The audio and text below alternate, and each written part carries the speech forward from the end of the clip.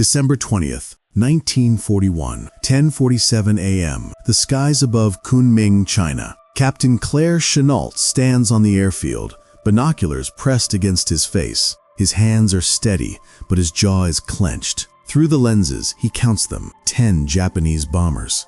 Mitsubishi Ki-21s. Behind them, at least 25 Nakajima Ki-27 fighters, the most maneuverable aircraft in the Pacific theater. His own force? 18 P-40 Warhawk fighters, pilots who arrived in China less than 3 weeks ago, men who have never seen combat. The mathematics are brutal. The Japanese have numerical superiority, aircraft superiority, and combat experience. By every military doctrine of 1941, Chennault's fighters should be annihilated within minutes. But Chennault isn't following doctrine. He's about to prove that a 48-year-old retired Army captain, a man the U.S. military dismissed as too old and too difficult, has developed a tactical system that will shatter Japan's dominance in the Pacific theater. Over the next 6 months, his pilots will achieve a combat record that military historians still debate today. Over 300 confirmed Japanese aircraft destroyed, with only 14 P-40s lost in air combat. How did a group of civilian volunteers with inferior aircraft humiliate the Imperial Japanese Air Force? The answer lies in a revolutionary tactical doctrine that contradicted everything the world's air forces believed about fighter combat, and it started with one man's obsession. Claire Lee Chennault was born on September 6, 1893, in Commerce, Texas. The son of a cotton farmer, he grew up in rural Louisiana, where he developed an obsession that would define his life: watching hawks hunt. He would spend hours in the fields, studying how hawks used altitude, speed, and surprise to strike prey. He noticed they never engaged in prolonged chases. They positioned themselves above their target, dove at maximum velocity, struck, and climbed away. If the first attack failed, they repositioned and tried again. They never fought fair. This observation would become the foundation of his tactical philosophy. Chennault joined the Army in 1917 during World War I. He trained as a pursuit pilot, what we now call fighter pilots, but never saw combat overseas. The war ended before his unit deployed. For the next 2 decades, he served in the Army Air Corps, becoming increasingly frustrated with the prevailing fighter doctrine. In the 1920s and 1930s, military aviation theory was dominated by one belief: fighter combat was about maneuverability, dogfighting. The pilot who could outturn his opponent would win. Training emphasized acrobatic flying, tight turns, and close-range combat. Chennault believed this was suicide. He argued that maneuverability meant nothing if you were slower than your opponent, that turning fights wasted fuel, ammunition, and time, that the goal wasn't to outfly the enemy, it was to kill him as quickly as possible and survive. His superiors disagreed loudly. By 1937, Chennault had become difficult. He wrote tactical manuals that contradicted official doctrine. He argued with superior officers. He criticized aircraft procurement decisions. At age 44, partially deaf from years of flying in open cockpits, he was medically retired from the Army Air Corps with the rank of captain. Most officers in his position would have disappeared into civilian life. Chennault went to China. To understand why Chennault ended up in China, we need to understand what was happening there. On July 7, 1937, Japan launched a full-scale invasion of China. The Second Sino-Japanese War had begun. Japanese forces had superior training, equipment, and critically, total air superiority. Chinese aircraft were obsolete, poorly maintained, and flown by undertrained pilots. Madame Chiang Kai-shek, wife of Chinese Generalissimo Chiang Kai-shek and one of the most powerful women in Asia, recognized that China needed foreign expertise. She sought an American aviator who could build a modern air force. Someone recommended Claire Chennault. In May 1937, Chennault arrived in China as an aviation advisor. He was given the rank of colonel in the Chinese Air Force and tasked with an impossible mission: create an air force capable of challenging Japan. He spent 3 years studying Japanese tactics. He obtained intelligence reports on Japanese aircraft specifications. He personally observed Japanese bombing raids from the ground, timing their patterns, noting their altitude, recording their formations, and he refined his theory. By 1941, Chennault had convinced the U.S. government to secretly support China through a loophole. America wasn't at war with Japan yet, but the Roosevelt administration allowed Chennault to recruit American pilots as civilian volunteers and supplied him with aircraft. The aircraft were Curtiss P-40 Warhawks, specifically P-40B and P-40C variants. Technical specifications: engine, Allison V1710-33 liquid-cooled V12, producing 1,040 horsepower. Maximum speed, 352 miles per hour at 15,000 feet. Service ceiling, 32,400 feet. Armament, 2.50 caliber M2 Browning machine guns in the nose, 4.30 caliber machine guns in the wings. Weight, 7,600 pounds fully loaded. Range, 945 miles. The P-40 was not a superior aircraft. In fact, by Pacific standards, it had significant weaknesses. Weakness 1. Poor maneuverability above 15,000 feet. The P-40 could not outturn Japanese fighters. Weakness 2. Mediocre climb rate. Japanese fighters could climb faster and reach altitude more quickly. Weakness 3. Relatively slow at altitude compared to Japanese fighters. But the P-40 had 3 critical advantages. Advantage 1. Rugged construction. The P-40 had armor plating behind the pilot and self-sealing fuel tanks, features Japanese fighters lack. Advantage 2. Excellent dive speed. The P-40 could dive faster than any Japanese fighter without structural failure. Advantage 3. Heavy armament. 6 machine guns delivered devastating firepower. Chennault saw these characteristics and designed a tactical system around them. Chennault called his system hit-and-run tactics. In modern terminology, boom and zoom. The principles were simple but revolutionary. Japanese fighters, particularly the Nakajima Ki-27 Nate and later the Mitsubishi A6M-0, could outturn any Allied fighter. Engaging them in turning combat meant death. Chennault's rule: if you find yourself in a turning fight, you've already made a mistake. The P-40 pilot must always begin combat with an altitude advantage, preferably 3,000 to 5,000 feet above the enemy. Convert that altitude into speed by diving. At the bottom of the dive, fire a short burst, no more than 2 to 3 seconds, then use momentum to climb away immediately. If the first attack damages or destroys the target, excellent. If it misses, don't chase. Climb away, regain altitude, reposition, and dive again. Pursuing an enemy into a low-altitude turning fight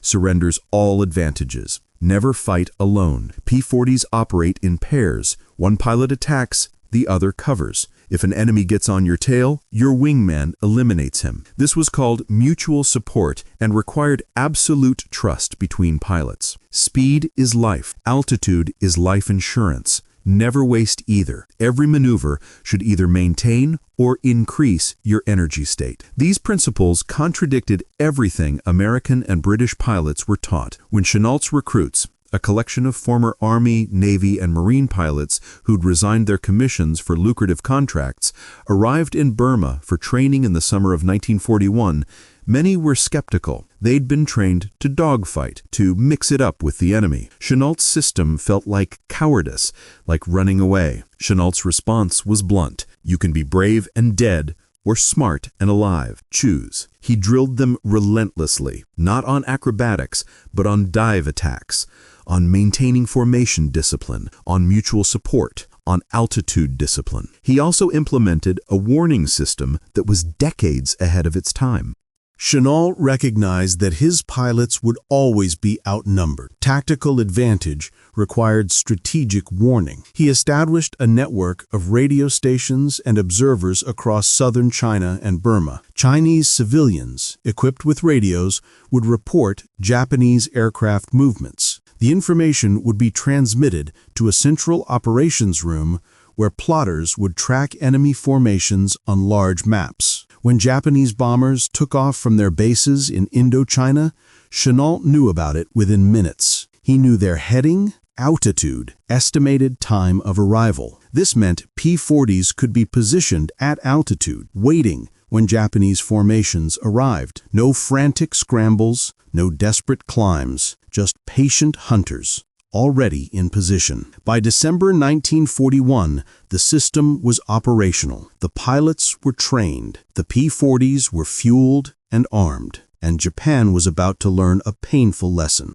Let's return to that morning, December 20th, 1941, Kunming Airfield. The date is significant. 13 days earlier, Japan attacked Pearl Harbor. America is now at war, but Chennault's unit, officially named the American Volunteer Group, nicknamed the Flying Tigers for the shark teeth nose art painted on their P-40s, has not yet seen combat. The warning comes at 10:15 a.m. Radio operators report a large Japanese formation departing Hanoi, French Indochina, heading northeast. Target Kunming. Chennault issues orders. 24 P-40s will intercept. He divides them into 3 flights. First flight, 8 aircraft led by flight leader Robert R.T. Smith. Mission, intercept the bombers. Second flight, 6 aircraft led by flight leader James Howard.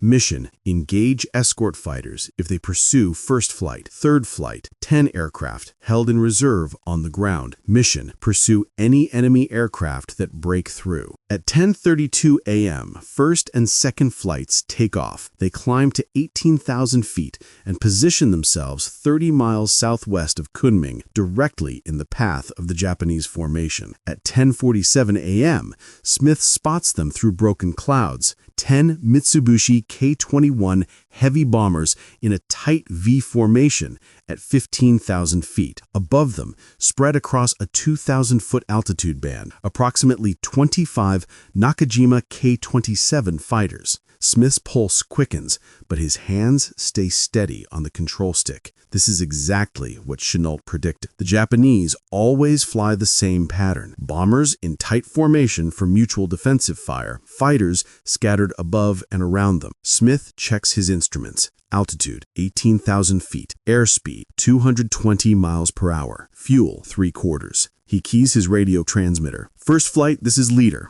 Veek formation. Target the bombers on my mark. Single pass, break right, climb out. Do not pursue. Acknowledge. 3 voices respond. 2 acknowledges. 3 acknowledges. 4 acknowledges. Smith rolls his P-40 inverted and pulls the stick back. The world rotates. Sky becomes ground. Ground becomes sky. He's diving now. The airspeed indicator needle climbing, 280 miles per hour, 300 miles per hour, 320 miles per hour. The Japanese bombers grow larger in his gun sight. He can see the formation clearly now. The lead bomber is slightly ahead, the others staggered behind in perfect geometry. 2,000 feet. The Japanese haven't reacted yet. They're not expecting an attack from above. Japanese doctrine assumes they're the fastest aircraft in the sky. 1,000 feet. Smith centers the lead bomber in his gun sight's reflector. The Pipper, a small illuminated circle, sits just ahead of the bomber's nose. He's accounting for deflection, for the bomber's forward movement during the time his bullets travel. 500 feet. His thumb moves to the gun trigger on top of the control stick. 300 feet. He presses the trigger. All 6 machine guns erupt. The P-40 shudders. Tracers arc across the sky. Every 5th round is a tracer, a phosphorus-tipped bullet that burns visibly, allowing the pilot to see his fire's trajectory. The tracers converge on the lead bomber. Smith sees impacts sparkling across the fuselage and left wing. Pieces of metal tear away. Smoke trails from the left engine. 2 seconds. 3 seconds. He releases the trigger and pulls back hard. G-forces press him into his seat. 4 Gs, 5 Gs. His vision tunnels. The horizon swings upward. He's climbing now, speed bleeding off, but he has momentum. 15,000, 16,000 feet. He rolls level and scans for threats. Behind him, the lead bomber is descending, trailing thick black smoke. The formation has scattered slightly. The bomber crews didn't expect an attack from directly ahead and above. The other 3 P-40s in his flight are climbing away to the right, exactly as briefed. Good, they followed orders. But now, the Ki-27 fighters are reacting. Smith sees 4 of them, rolling into pursuit, diving toward his climbing P-40s. This is the critical moment. In traditional dogfighting doctrine, Smith's pilots would reverse, turn into the attackers, and engage in a swirling melee. Chennault's doctrine forbids this. Smith keys his radio. Second flight. 4 bandits pursuing first flight Angels 1-5, heading 030, engage. Second flight, 6 P-40s positioned 5,000 feet above and 2 miles northeast is already moving. Flight leader James Howard has tracked the entire engagement. He sees the 4 Ki-27s diving after Smith's aircraft. The Japanese pilots are focused entirely on their targets, not scanning for threats above them. Howard rolls into his own dive. His wingman stays 500 feet behind and to his right, scanning. The Ki-27s haven't seen him. They're still pursuing Smith's flight, which is climbing at reduced speed, apparently vulnerable. It's a trap. Howard closes to 400 feet behind the trailing Ki-27. He centers the aircraft in his sight, presses the trigger. A 3-second burst. The Ki-27's tail section disintegrates. The aircraft snap rolls and enters an uncontrolled spin. The other 3 Ki-27 pilots react instantly. They brake in different directions, one left, one right, one pulling vertical. Howard doesn't pursue any of them. He pulls up, climbing, preserving his speed and altitude advantage. Below him, the Japanese bomber formation has turned south, fleeing. The damaged lead bomber is losing altitude rapidly, trailing smoke and debris. The entire engagement has lasted 4 minutes. When the P-40s land and pilots debrief, Chennault tallies the results. Confirmed destroyed, 3 Ki-21 bombers, 1 crashed immediately, 2 destroyed in subsequent attacks. 4 Ki-27 fighters, probable destroyed, 2 Ki-21 bombers, observed trailing smoke and losing altitude, but crashes not confirmed. Damaged, 4 additional bombers with visible battle damage. American losses, 0 aircraft. 1 P-40 returned with minor damage from defensive fire. The pilot was uninjured. Loss ratio, 7-0 confirmed. Possibly 9-0. The pilots are jubilant, but Chennault remains analytical. He questions each pilot extensively. What worked? What didn't? Did anyone deviate from doctrine? One pilot admits he nearly pursued a Ki-27 into a turn. Chennault's response is immediate. If you ever do that again, you'll be on the next boat back to the States. We win by discipline, not bravery. Understand? The pilot nods. Chennault updates his tactical notes and prepares for the next engagement. He knows the Japanese will adapt. They always do. The Japanese response is swift. Within 3 days, intelligence reports indicate changes in Japanese tactics. Change 1. Bomber formations now fly at higher altitudes, 18,000 to 20,000 feet instead of 15,000 feet. Change 2. Fighter escorts position themselves higher above the bombers, specifically to counter diving attacks. Change 3. Some Ki-27 units are replaced with newer Nakajima K-43 Oscar fighters, which have better climb rates. Chennault anticipated this. In fact, he welcomes it. Higher altitude means Japanese bombers are less accurate. The thinner air at 20,000 feet affects bomb trajectories and makes precise targeting difficult. Higher fighter escorts mean the escorts are farther from the bombers when attacks begin. This creates gaps that skilled pilots can exploit. But the Japanese have one more surprise.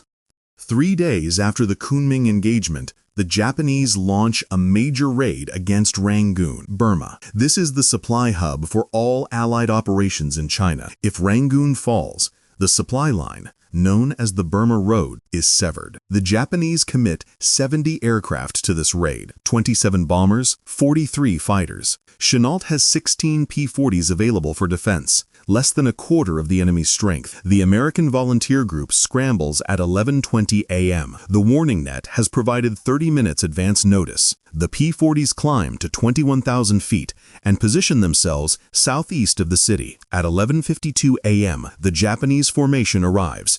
But this time, the tactical picture is different. The Japanese fighters aren't scattered above the bombers.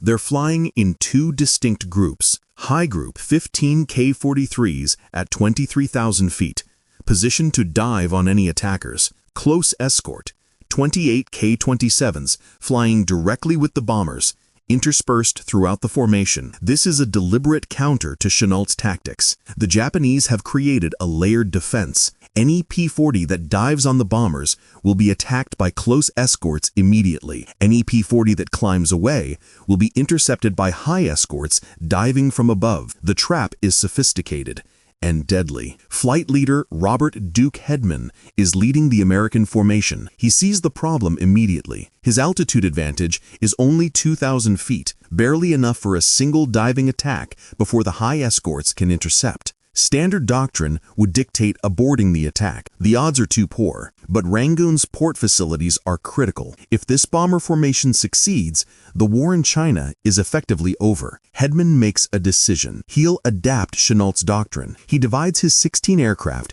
into 4 flights of 4. Alpha Flight, Hedman's. Attack the bombers from the front quarter, diving at an angle that keeps them clear of the close escorts momentarily. Bravo Flight, attack from the opposite angle 30 seconds later, forcing the close escorts to split their attention. Charlie Flight, positioned between the American formation and the high escorts. Their job isn't to engage, it's to disrupt any diving attack from above. Delta Flight, remain at altitude as a reserve. It's a plan born of desperation and tactical creativity. Chennault never briefed this specific scenario. Hedman is improvising. At 11:54 a.m., he commits. Alpha Flight rolls inverted and dives. Hedman targets the lead bomber from a 30-degree deflection angle, attacking from the front left rather than directly ahead. This means the close escorts, positioned above and behind the bombers, have a longer distance to intercept. He opens fire at 600 feet. His rounds rake across the lead bomber's cockpit and left engine. The bomber shudders but holds formation. Hedman pulls out of his dive at 18,000 feet, lower than he'd prefer, but necessary to achieve the deflection angle. His wingman follows, scoring hits on a second bomber. The close escorts react immediately. 8 K-27s break from the formation and pursue Alpha Flight. But this is exactly what Hedman wanted. He's drawn the escorts away from the bombers. At 11:55 a.m., 30 seconds later, Bravo Flight attacks from the opposite angle. With half the close escorts chasing Alpha Flight, the remaining escorts are spread too thin. Bravo Flight's leader, Robert H. Bob Neal, targets a bomber in the rear of the formation. At 500 feet, he fires a 4-second burst. All 6 machine guns converge on the bomber's fuselage. The aircraft explodes, a catastrophic detonation that suggests he hit the bomb bay. The bomber disintegrates. Debris tumbles through the air. The adjacent bomber in formation rocks violently from the shockwave, but continues flying. Neal pulls up, climbing hard. Behind him, 2 more bombers trail smoke. But now the high escorts are diving. 15 K-43s diving at full speed toward the climbing P-40s. This is where Charlie Flight earns their pay. Charlie Flight, 4 P-40s led by Gregory Pappy Boyington, doesn't dive on the bombers. Instead, they turn toward the diving K-43s and accelerate. They're not trying to dogfight, they're creating chaos. As the K-43s dive, Charlie Flight cuts across their path at a perpendicular angle. It's a game of chicken played at 350 miles per hour. The K-43 pilots, focused on intercepting the climbing P-40s below, suddenly have 4 P-40s flashing across their line of sight. 3 K-43 pilots instinctively break off their dives to avoid collision. One continues, but his target, Alpha Flight, is already at 19,000 feet and climbing through scattered clouds. The K-43 pilot pursues into the clouds. It's a mistake. Visibility drops to 0. He loses sight of his target. When he emerges from the clouds 5 seconds later, he's 200 feet behind a P-40. He lines up for a shot. His finger moves to the gun trigger. What he doesn't see is the second P-40, the Delta Flight leader, who's been trailing behind, waiting for exactly this scenario. The Delta Flight leader fires from 300 feet, a 2-second burst. The K-43's cockpit shatters. The aircraft rolls left and enters a flat spin. The engagement lasts 12 minutes. The longest and most chaotic battle the Flying Tigers have fought so far. Final tally. Confirmed destroyed: 6 Ki-21 bombers, 4 Ki-43 fighters, 2 Ki-27 fighters. Probable destroyed: 3 additional bombers. American losses: 2 P-40s destroyed, 3 P-40s damaged but returned to base. This is the first time the Flying Tigers have lost aircraft in combat. Chennault gathers the pilots for an immediate debriefing. He wants to understand what happened. The 2 lost P-40s both made the same mistake. They pursued damaged Japanese aircraft to low altitude, where maneuverability favored the Japanese fighters. Both pilots were shot down by Ki-27s that reversed the engagement. Chennault's analysis is blunt. You forgot the first rule: never pursue. Those pilots are dead because they got greedy. Don't make the same mistake. But he also recognizes innovation. Hedman's improvised tactics, using one flight to draw escorts while another attacked, demonstrated the flexibility of the hit-and-run system. Chennault incorporates this into future briefings. The Japanese, meanwhile, face a troubling reality. They've committed 70 aircraft and lost 12, possibly 15. The Americans lost 2. The exchange ratio is unsustainable. As 1941 becomes 1942, the air war over China and Burma intensifies. The Japanese commit more aircraft. The Flying Tigers fly multiple missions per day. January 3rd, 1942, a raid on Rangoon. Japanese losses: 9 aircraft. American losses: 0. January 6th, another raid on Rangoon. Japanese losses: 7 aircraft. American losses: 1. January 23rd, a raid on Kunming. Japanese losses: 11 aircraft. American losses: 0. The pattern holds. The exchange ratio consistently favors the Flying Tigers by margins between 5-1 and 10-1. But the strain on pilots and aircraft is immense.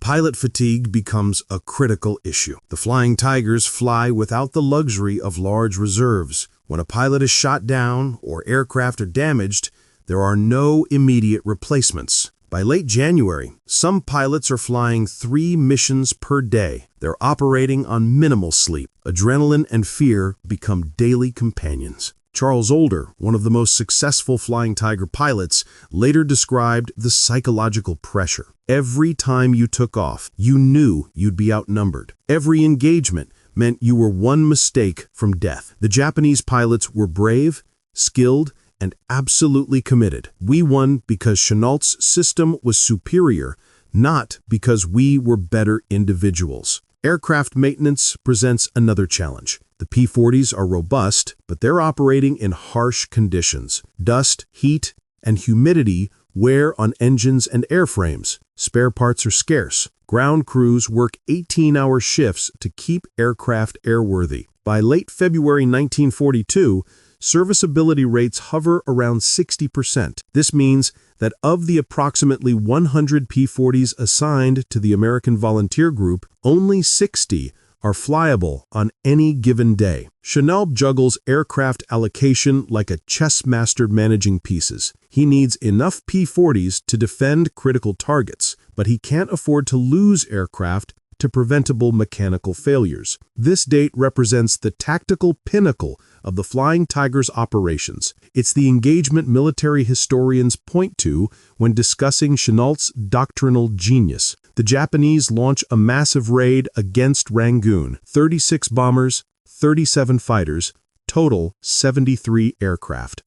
Chennault has 24 P-40s available. The warning net provides 40 minutes advance notice. Chennault uses this time not just to scramble his fighters, but to position them with extraordinary precision. He divides the P-40s into 3 groups. Group 1, 8 aircraft, positioned at 22,000 feet, directly in the bomber's flight path. Group 2, 8 aircraft, positioned at 24,000 feet, offset 10 miles to the west. Group 3, 8 aircraft, positioned at 20,000 feet, offset 10 miles to the east. It's a 3-dimensional ambush. No matter which direction the Japanese escorts react, they'll expose their bombers to attack from another group. At 2:17 p.m., the Japanese formation enters the engagement zone. They're flying at 19,000 feet, bombers in a tight formation, fighters spread above and around them. Group 1 attacks first. 8 P-40s dive from 22,000 feet,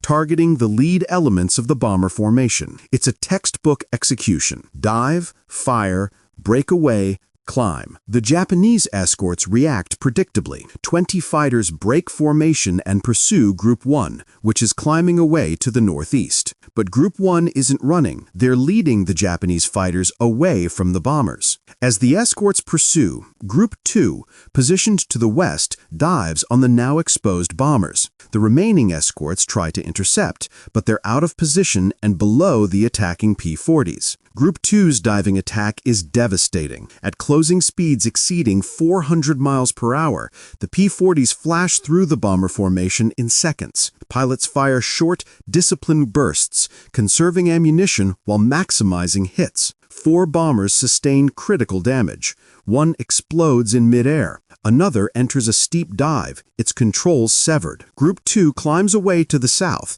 and now Group 3, positioned to the east, executes its attack. The bombers, already disrupted and with their escort scattered, have no cohesive defense. Group 3 destroys 3 more bombers in a single pass. The Japanese escorts are now in an impossible position. Their bombers are under attack from multiple directions. Their fighters are scattered across 20 miles of sky. They lack the coordination to respond effectively. Some Japanese fighter pilots make individual attempts to intercept the P-40s, but Chennault's pilots never isolate themselves.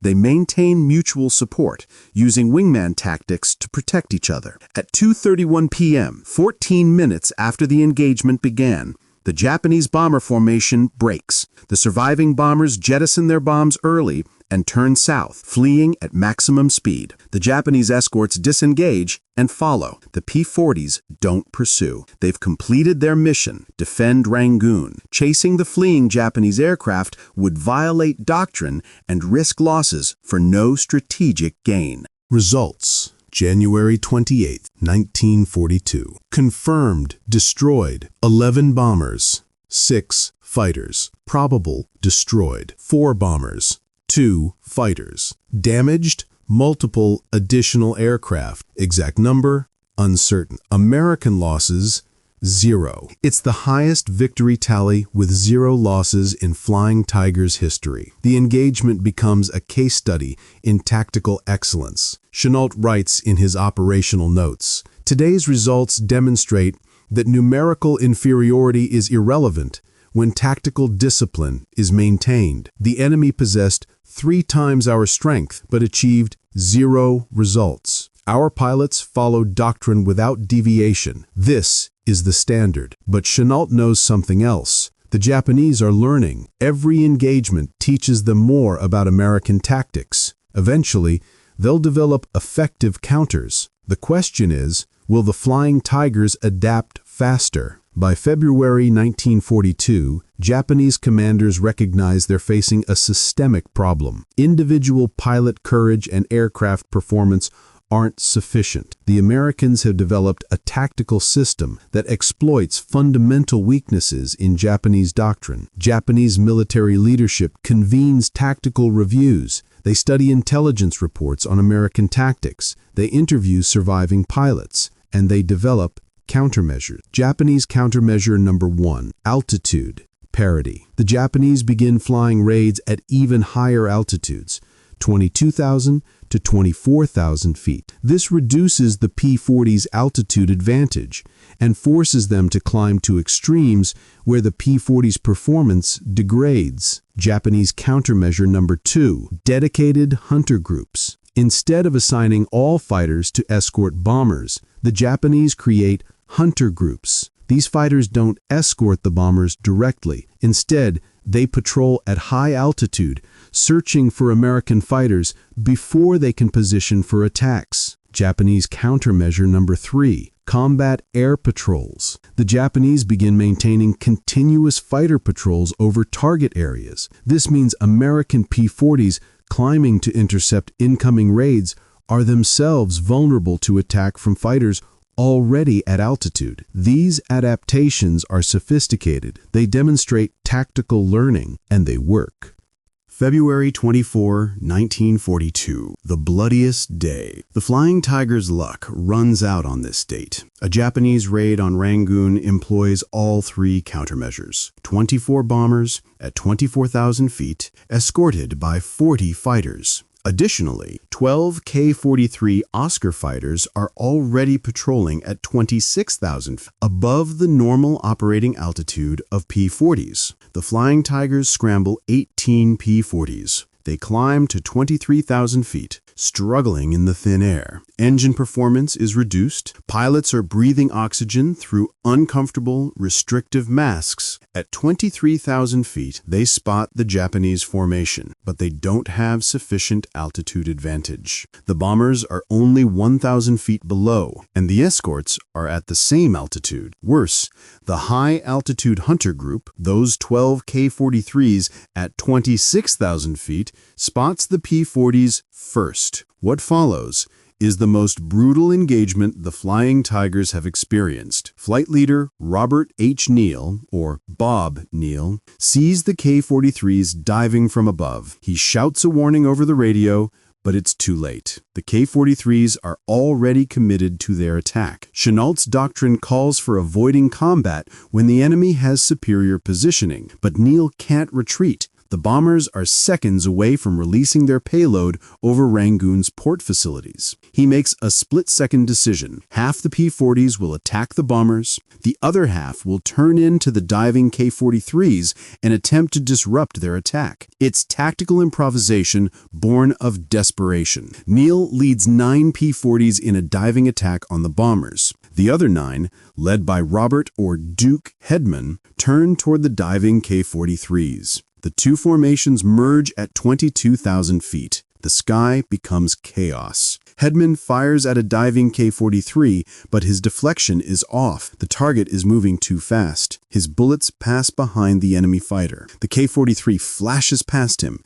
and Hedman snaps his P-40 into a hard right turn to track it. It's a mistake. Exactly the kind of turning fight Chennault forbids. The K-43 pilot, superbly trained, reverses his turn. The 2 aircraft spiral downward, each trying to position behind the other. Hedman realizes his error. He's in a turning fight at medium altitude where the K-43's maneuverability is superior. He tries to disengage, rolling out and diving away, but the K-43 pilot anticipates this. As Hedman levels out, the K-43 is already 400 feet behind him, lined up for a shot. The Ki-43's 2 12.7mm machine guns fire. Bullets punch through Hedman's P-40's fuselage. His canopy shatters. He feels impacts that could be debris or bullets hitting his body. Adrenaline makes it impossible to tell. He pushes the stick forward, diving steeply. The airspeed indicator climbs past 400 miles per hour. The P-40's airframe shudders violently, but it holds together. The Ki-43, lighter and more fragile, can't follow into such a steep, high-speed dive without risking structural failure. The Japanese pilot breaks off. Hedman pulls out at 8,000 feet. His aircraft is trailing smoke. His left arm is numb. He's been hit in the shoulder, though he doesn't realize it yet. He turns toward Rangoon Airfield, nursing his damaged P-40 back to base. Meanwhile, Neal's group attacks the bombers, but without a significant altitude advantage. Their diving attacks lack speed and energy. The bomber escorts, positioned at the same altitude, intercept them immediately. 3 P-40s engage in turning fights. All 3 are damaged. 1 is shot down. The pilot, Kenneth Jernstead, bails out at 15,000 feet. His parachute deploys, and he drifts into the jungle below. The bombers release their payloads. Several warehouses in Rangoon's port district are destroyed. Results: February 24, 1942. Confirmed destroyed: 3 bombers, 2 fighters. Probable destroyed: 1 bomber. American losses: 1 P-40 destroyed, pilot survived. 4 P-40s severely damaged, 2 pilots wounded. It's the worst exchange ratio the Flying Tigers have suffered, 3-1, instead of the typical 8-1 or 10-1. Chennault's post-mission debrief is somber. He doesn't criticize individual pilots. They did the best they could under impossible circumstances, but he recognizes the Japanese have developed effective counters. The tactical advantage is narrowing, adaptation, and evolution. Chennault refines his doctrine based on this engagement. New rules. Rule 1. If the enemy has altitude advantage, do not engage unless absolutely necessary. Withdraw, gain altitude elsewhere, and reposition. Rule 2. Never attack bombers at the same altitude. Always maintain at least a 3,000-foot advantage. Rule 3. If enemy hunters are detected above the main formation, assign dedicated interceptors to disrupt them before attacking bombers. He also requests reinforcements and newer aircraft from the U.S. military. The P-40 is aging. Newer fighters, P-38 Lightnings, P-47 Thunderbolts, are entering service. Chennault wants them, but the U.S. military has other priorities. Europe, North Africa, the Pacific Island campaigns. China is a secondary theater. Chennault and his pilots will have to continue making do with what they have. The American volunteer group, the Flying Tigers, operated as an independent unit until July 4, 1942, when it was disbanded and officially absorbed into the U.S. Army Air Forces as the 23rd Fighter Group. During their 7 months of operations, from December 1941 to July 1942, they achieved a combat record that remains extraordinary. Total confirmed enemy aircraft destroyed, 299. Total probable destroyed, 153. Total American aircraft lost in air combat, 14. Loss ratio, approximately 21-1 confirmed, possibly 32-1 including probables. These numbers are based on official records and have been validated by multiple historians. Even accounting for overclaiming, a common issue in air combat where multiple pilots may claim the same kill, the Flying Tigers' performance is exceptional. Why it mattered. The Flying Tigers' success had strategic implications beyond the immediate tactical victories. 1. Morale impact. In early 1942, Allied forces were suffering defeats across the Pacific. Singapore fell. The Philippines were collapsing. The Japanese seemed unstoppable. The Flying Tigers provided rare good news. They demonstrated that Japanese forces could be defeated. This had immeasurable psychological value for Allied morale and Japanese uncertainty. 2. Doctrinal influence. Chennault's hit-and-run tactics influenced U.S. fighter doctrine throughout the war. The principles he developed, energy management, mutual support, and boom and zoom attacks, became foundational to American fighter training. Later in the war, pilots flying P-41 Mustangs and P-47 Thunderbolts in Europe employed variations of Chennault's system against German fighters. 3. Technological lessons. The Flying Tigers proved that tactical competence could overcome technological disadvantages. The P-40 was not a superior aircraft, yet it achieved dominance through disciplined employment. This influenced post-war military thinking. Doctrine and training are as important as hardware. 4. Warning systems. Chennault's warning net, using civilian observers and radio communications to track enemy aircraft, anticipated modern integrated air defense systems. The concept of using distributed sensors to provide early warning became central to air warfare doctrine. What happened to the key figures? Claire Chennault remained in China throughout the war, eventually commanding the U.S. 14th Air Force. He retired as a major general in 1945. He died on July 27, 1958, in New Orleans, Louisiana, from lung cancer. He was 67 years old. His ashes were interred at Arlington National Cemetery. The Chinese government honored him with a memorial in Kunming, China, which remains maintained to this day. Robert R.T. Smith survived the war and became a commercial airline pilot. He later wrote several books about his experiences with the Flying Tigers. He passed away in 1995. Robert H. Bob Neal, the highest-scoring Flying Tigers pilot with 16 confirmed kills, returned to the United States in 1942. He served as a flight instructor for the remainder of the war. He died in 2012 at age 95. Gregory Boyington left the Flying Tigers before they were disbanded and rejoined the U.S. Marine Corps. Flying F-4U Corsairs in the Pacific, he became one of America's top aces with 28 confirmed kills. He was shot down, captured by the Japanese, and spent 20 months as a prisoner of war. He survived and received the Medal of Honor. He died in 1988. Many of the Flying Tigers aircraft survived. Several P-40s with the distinctive shark teeth nose art are preserved in museums, including the National Museum of the United States Air Force in Dayton, Ohio, and the Museum of Flight in Seattle, Washington.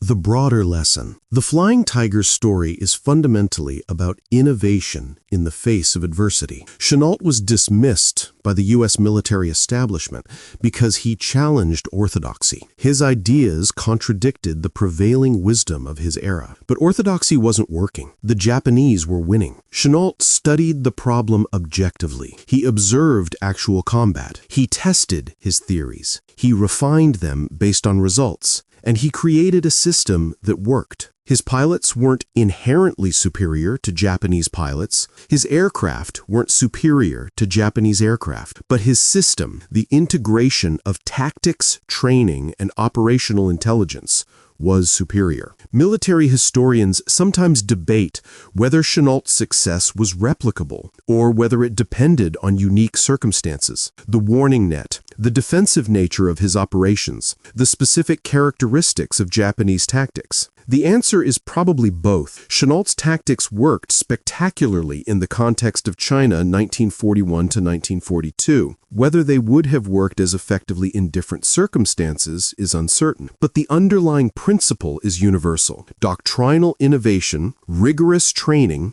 and tactical discipline can overcome significant disadvantages in resources and technology. That lesson remains relevant today. If you found this story compelling, please consider liking this video. It genuinely helps the YouTube algorithm show this content to other people who appreciate detailed military history. And if you're interested in more stories like this, real events told with tactical and historical accuracy, subscribe to the channel. We're building a library of long-form historical documentaries that dive deep into events that changed warfare. Here's a question for the comments. If you were a P-40 pilot in 1942, knowing what you now know about Chennault's tactics, do you think you could have maintained the discipline to never dogfight, to always climb away, even when an enemy was right in front of you, apparently vulnerable? Let me know your thoughts. Thank you for watching.